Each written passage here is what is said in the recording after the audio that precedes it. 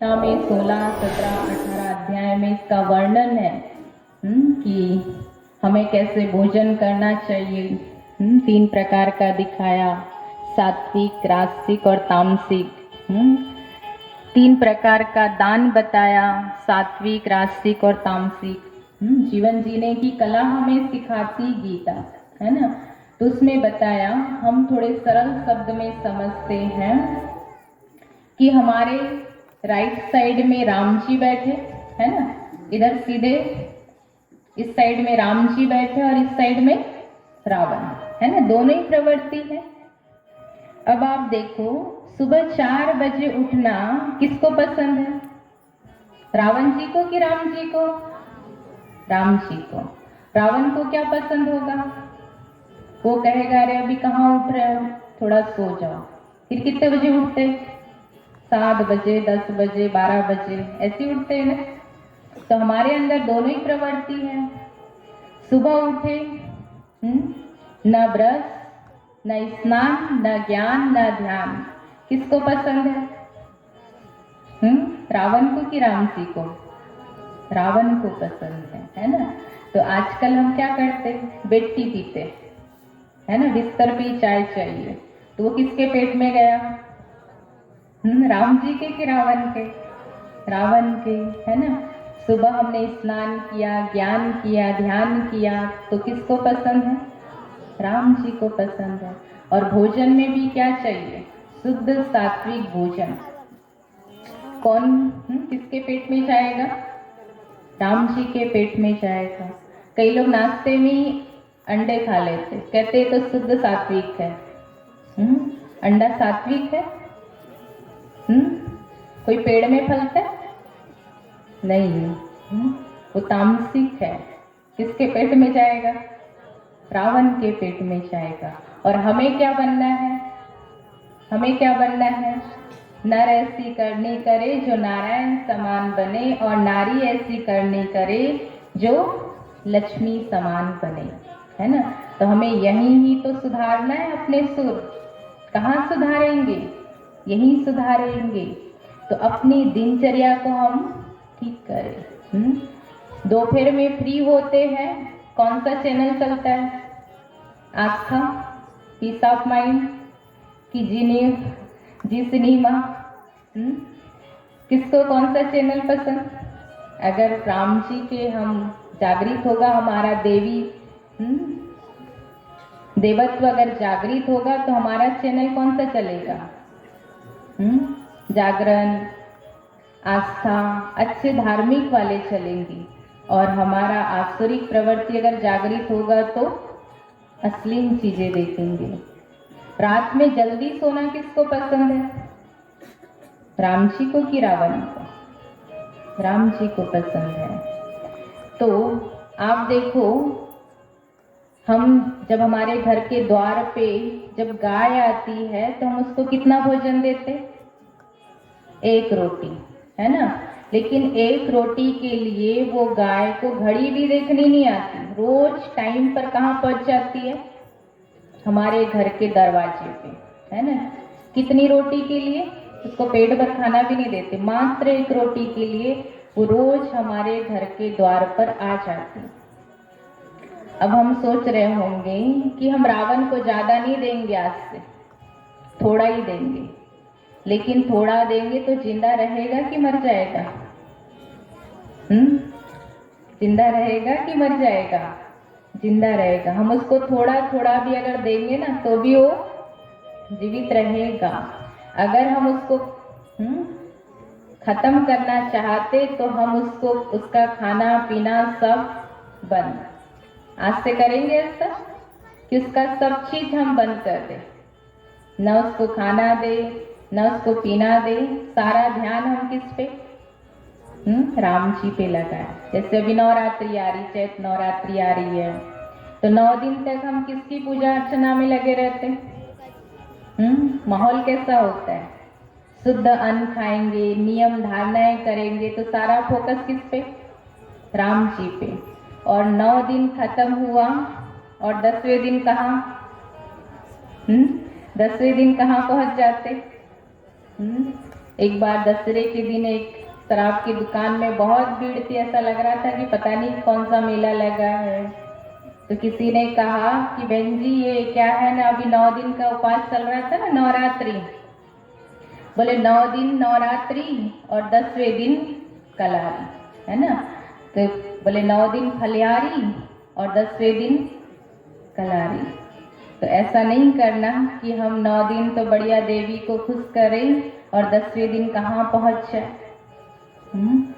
तो हम अपने जीवन शैली को परिवर्तन करें। गीता हमें सिखाती है कि कौन सा भोजन करना है, कैसे जीवन जीना है। 15, 16, 17, 18 अध्याय में हमको सिखाया है कि 3 प्रकार का भोजन होता है, सात्विक, राजसिक और तामसिक। ये 3 प्रकार का हमारा भोजन होता। देवी देवता कौन सा भोजन करते? जब हम उपवास करते हैं तो क्या खाते? फलहारी। तो सत्युग का भोजन भी क्या होगा? सत्युग का भोजन भी क्या होगा? शुद्ध सात्विक होगा, फलिहारी होगा। वहां फल फ्रूट खाएंगे, है ना। देवी देवताओं को क्या चढ़ाते हैं? फल फ्रूट ही तो चढ़ाते हैं ना। और राजसिक जो पका हुआ भोजन है वो राजसिक कहलाता है। और तामसिक मांस, मदिरा, लहसुन, प्याज, ये सब क्या है? तामसिक भोजन है। तो हमें कौन सा भोजन करना है? सात्विक करना। क्योंकि हम क्या बनने जा रहे हैं? देवी देवता बनने जा रहे हैं। तो हम अपने अंदर वो देवत्व को जागृत करें। हम ऐसा अपने अंदर परिवर्तन करें। तो ये 5 दिन की भागवत सिर्फ 5 दिन की नहीं, लेकिन ये सत्संग हम नित्य करते रहे, अपने जीवन में वो आत्मसात करे ज्ञान को। 5 दिन में तो कहो कि हमारे जो मानस पटल पे मोटी मोटी जो धूल जमी थी वो साफ हो गई। जैसे मान लो ये टेबल रखा हो और हमने कई दिनों से इसको साफ नहीं किया, इस पे बहुत धूल जम गई, तो हम उस पे एक कपड़ा मारते तो क्या होता? वो मोटी मोटी धूल हट जाती है। लेकिन अगर उस पे कोई दाग हो, कुछ लगा हो, तो क्या करते? गीले कपड़े से उसको रगड़ रगड़ के साफ करते। और 2-4 दिन नहीं किया तो वापस क्या हो जाएगा? वापस धूल जम जाएगी। तो ऐसे ये भी जो टेबल है ना, यहाँ भी हमने कितने समय से साफ नहीं किया था, तो 5 दिन में तो यहाँ की क्या हुई? मोटी मोटी धूल साफ हुई है। लेकिन 84 जन्म के चक्र में आते आते यहाँ कितने दाग लग गए? बहुत सारे दाग धब्बे लग गए। इस दाग धब्बे को हटाने के लिए क्या करना पड़ेगा? रोज गंगा स्नान करना होगा। जब हम रोज गंगा स्नान करेंगे तो हमारी ये दाग साफ होते जाएंगे। और हमने छोड़ दिया 4-8 दिन भी, तो वापस क्या हो जाएगी? जैसे थे वैसे। तो कौन कौन चाहता है कि हमारी आत्मा एकदम शुद्ध साफ बन जाए, हमारी आत्मा पे कोई दाग ना रहे? ऐसा कौन कौन चाहता है? सब लोग चाहते। तो क्या करना पड़ेगा? एक आना देना पड़ेगा। देंगे एक आना? एक बार कहाँ आना? भगवान के घर आना। क्यों? भगवान का ज्ञान सुनने के लिए, वो ज्ञान स्नान करने के लिए। हम रोज स्नान करते हैं ना, शरीर को तो रोज स्नान करते, लेकिन आत्मा का भी रोज जब हम स्नान करेंगे तो आत्मा का शुद्धिकरण हो जाएगा। क्योंकि अभी हमारा तन, मन, धन सब अशुद्ध हो गया है। तो शुद्धिकरण के लिए हमें क्या करना? यज्ञ करते, घरों में करते ना यज्ञ, कि वातावरण शुद्ध हो जाए। हम भी क्या करेंगे? आज यज्ञ करेंगे। लेकिन यज्ञ सोच रहे होंगे सामने तो कोई हवन कुंड दिख नहीं रहा है, यज्ञ कैसे करेंगे? कोई बात नहीं, लेकिन हम उस चीज का अनुभव तो कर सकते हैं ना। तो सभी अभी थोड़ी देर के लिए अलर्ट होके बैठेंगे और कल सबने जिसको कहा था कि अपनी बुराई लिख कर लाना, तो आप सबने लाया है कि नहीं लाया?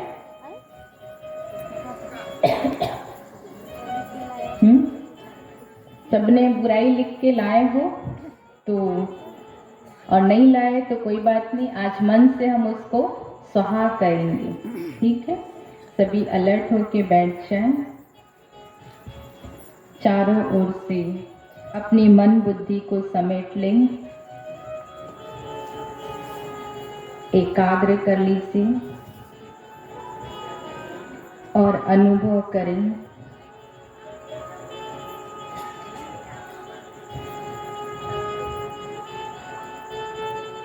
कि मैं चमकती हुई आत्मा हूं और आज स्वयं भगवान मेरे द्वार पे मुझसे कुछ मांगने के लिए आए हैं। मुझसे भगवान विनती कर रहे हैं कि बच्चे, आपकी कुछ ऐसी आदत हो जिससे आप परेशान हो, जो आपको दुख दे रही हो, जो आपको कष्ट कर रही हो, कुछ ऐसे संस्कार, कुछ ऐसी कमी कमजोरी आज मुझे अर्पण कर दो। स्वयं भगवान कह रहे हैं कि तुम सतयुगी आत्मा हो, वो देवी आत्मा, लेकिन जन्म मरण के चक्र में आते आते कुछ ऐसे संस्कार आ गए हैं जिसकी वजह से हम आत्मा खुद ही परेशान हैं। अनुभव करें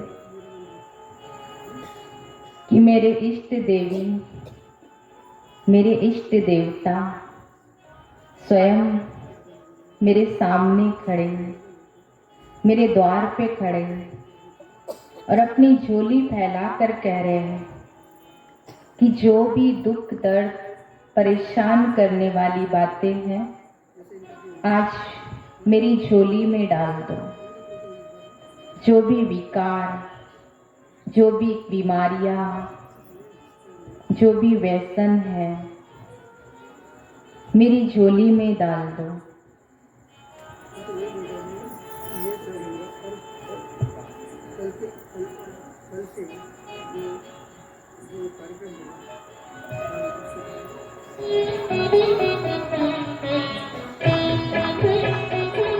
भगवान की झोली में अपने अंदर के सारी कमी कमजोरी,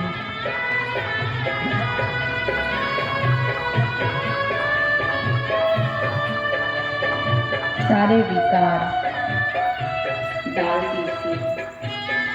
मन में कोई ऐसी बातें पकड़ के रखी हो,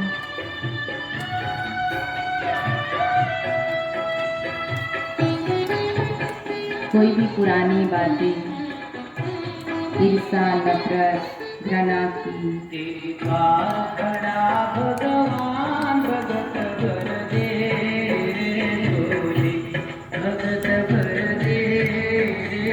आज भगवान स्वयं हमारे द्वार पे मारे, भगत भर दे झोली, तेरा होगा बड़ा एहसान, जुग तेरी रहे शान, भगत भर दे। सारा भगवान की झोली में डाल दीजिए। झोली तेरे द्वार खड़ा भगवान, भगत भर दे रे झोली।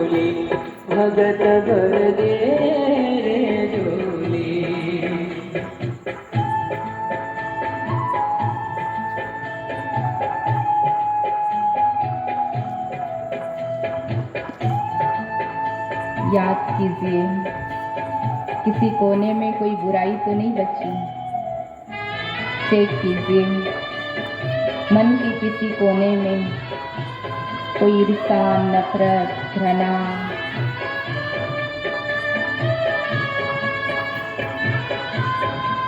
कोई भी कमी, कमजोरी रखी हुई। सारी धरती देख ले, डोला गगन है सारा। डोलू की है सारी धरती देख ले, डोला गगन है सारा। भीख मांगने आया तेरे घर, जगत का पालन हर रे, जगत का पालनहारा। इस जगत के पालनहार को आज दिल खोल के दे दीजिए। मुझसे जरा पहचान भगत भर दे रे जोगी, खाली हो जाइए। भर दे रे जोगी। तेरे द्वार खड़ा अपने मन की सारी सफाई कर लीजिए और भगवान की झोली में डाल दीजिए। तेरा होगा बड़ा एहसान कि जुग जुग तेरी रहेगी शान। भगत भर दे रे जोगी, तू भगत भर दे रे जोगी।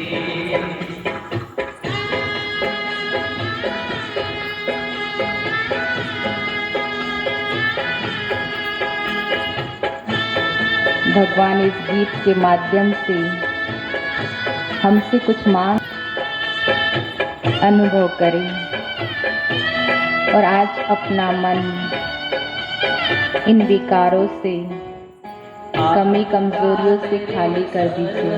अपना मान ले रे कहना मेरा, आज लुटा दे रे सर्वस्व अपना मान ले रे कहना। मिट जाएगा पल में तेरा जन्म जन्म का तेरा रे, जन्म जन्म का तेरा।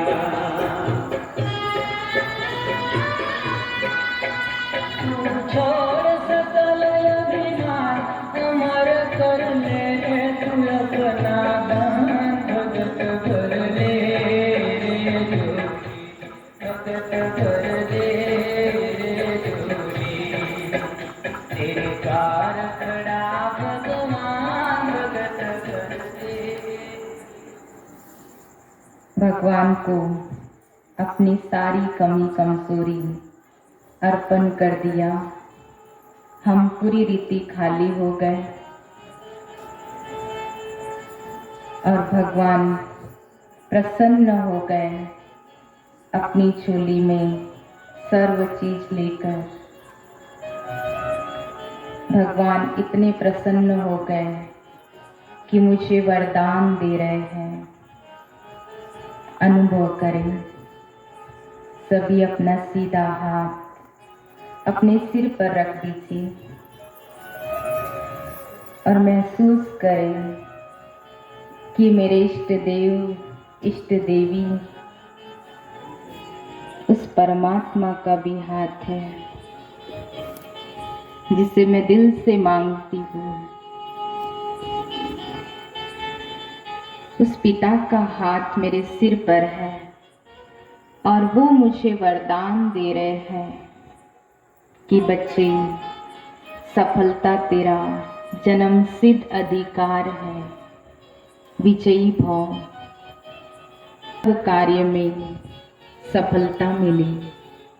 अनुभव कीजिए परमात्मा का वो दिव्य वरदान।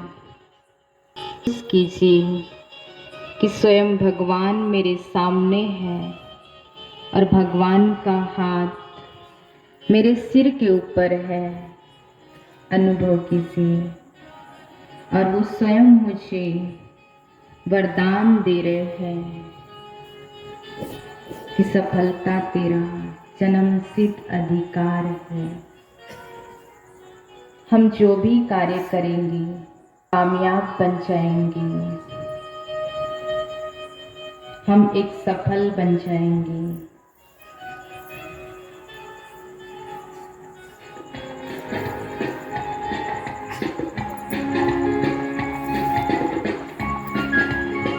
सफलता मेरा जन्मसिद्ध अधिकार है, क्योंकि स्वयं भगवान का हाथ मेरे सिर के ऊपर है।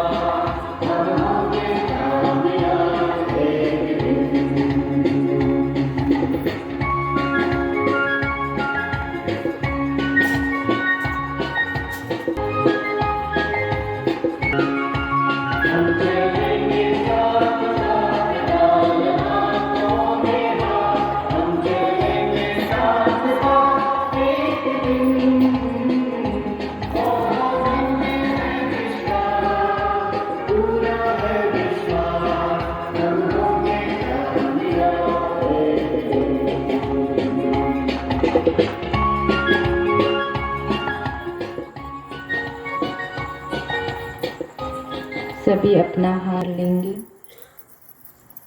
और उस परमात्मा का धन्यवाद, हे भगवान आपका कोटि कोटि धन्यवाद कि आपने आज हमारे अंदर की जो भी बुराइयां हैं उसे हमने भगवान को सौंप दिया। अब हमारे जीवन में दो चॉइस बची, हमने सचमुच में भगवान को वो सौंप दिया है या थोड़ा बहुत बचा के भी रखा है। अगर बचा के रखा है तो आज उससे हम पूरी रीति खाली करके ही यहाँ से जाएंगे। भगवान का शुक्रिया करें कि आज भगवान स्वयं हमारे द्वार पर मांगने के लिए आए थे और हमने अपने अंदर की सर्व कमी कमजोरियों को दान में दे दिया। अब हम अपनी ये कमी कमजोरियों को उस यज्ञ में स्वाहा करेंगे। तो सभी थोड़ा अलर्ट होके बैठ जाएं और अनुभव करें कि सबके सामने हवन कुंड रखा है और सब उसमें अपनी बुराइयों को स्वाहा कर रहे हैं। तो हवन करने की मुद्रा बना लीजिए, हाथ को ऐसे, और जैसे हम यहाँ से कहेंगे जो भी विकार, जो भी बुराइयाँ, जो भी बीमारियाँ, तो आप सबको स्वाहा कहना भी है और मन से उसको करना भी है। तो अनुभव करें सभी कि हमारे सामने हवन कुंड रखा हुआ है।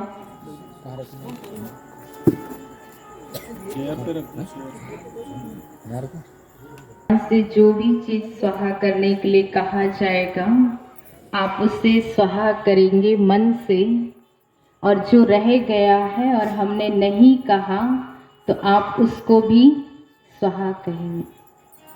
तो सभी तैयार हो जाएं, अपना हाथ आहुति डालने के लिए तैयार कर लीजिए। काम विकार स्वाहा, क्रोध विकार, आवाज नहीं आ रही यहाँ तक, दिल से निकालो। दिल नहीं हो रही कि छोड़ने की, स्वाहा करने की। काम विकार स्वाहा, क्रोध लोभ विकार, मोह विकार, अहंकार। एक बार फिर से रिपीट करेंगे। काम विकार, क्रोध विकार, मोह विकार, लोभ विकार, अहंकार। अब इनके बाल बच्चों को भी स्वाहा करना है। ईर्षा द्वेष, ईर्षा द्वेष, घृणा नफरत, चोरी ठगी, निंदा चुगली। अब कुछ बीमारियां हैं, उसको भी हम क्या करेंगे, स्वाहा कर देंगे।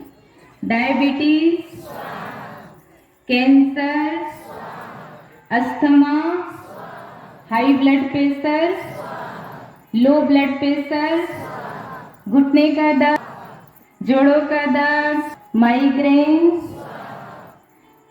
कमर दर्द, लो बीपी। अब थोड़ी भाइयों की बारी कि व्यसनों को छोड़ना है, तो आप सबको छोड़ना तो पड़ेगा ना, तब तो हमारे जीवन में कौन आएगा, देवत्व जागृत होगा। बीड़ी तंबाकू, आवाज नहीं आ रही है, दिल से नहीं निकल रहा है लगता है। जोर से बोलेंगे ताकि पूरा गांव सुने कि यहाँ कोई आहुति हो रही है ना, कुछ हवन हो रहा है। बीड़ी तंबाकू, गुटखा सिगरेट, शराब गांजा, बीड़ी तंबाकू, गुटखा सिगरेट, शराब गांजा, और कुछ हो तो कर दो। अब संपूर्ण आहुति। सर्व बीमारी, सारे विकार, सारी बीमारी, सारे व्यसन, मतलब व्यसन, सारी बीमारी, सर्व बीमारी। अब जिंदगी में कहो आप, क्यों? क्योंकि हमने कर दिया स्वाहा। तो अब हमारा जीवन कैसा हो गया? आहा। तो हमारा जीवन अब पूर्ण रीति खाली हुआ। मन सर्व बीमारी व्यसन से, कि अभी भी कुछ बचा के रखा है? किस किस ने बचा के रखा है, बता दो, नहीं तो फिर बाद में पश्चाताप ना हो, है ना। तो सारा खाली यहीं करके जाना। दो चॉइस है हमारे पास, या तो हम भगवान को सब कुछ सौंप दें, या तो फिर हम उसको जीवन भर ढोते रहे, बोझ ढोते रहे। क्या चूज करना है? सब कुछ भगवान को सौंप कर क्या हो जाएंगे? खाली, है ना। तो खाली हो जाएंगे तो यहाँ किसका राज्य अभिषेक होगा? अभी तक रावण को बिठाया था मन में और राम जी को भेजा था वन में। आज क्या करना है? राम जी को बिठाना है मन में और रावण को कहाँ करना है? वन में। तो यहाँ मन में किसका राज्य अभिषेक होगा? राम जी, और राम राज्य स्थापित करेंगे, राज्य अभिषेक करेंगे अपने मन में। किसका? राम जी का। तो राज्य अभिषेक राम जी का अपने मन में हो रहा है। हम सभी इसका आनंद लेंगे।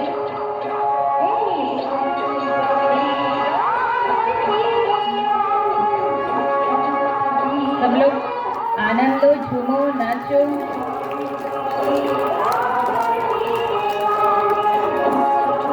जीवन होगा पावन, तेरा तन मन राम राज्य आने वाला है। राम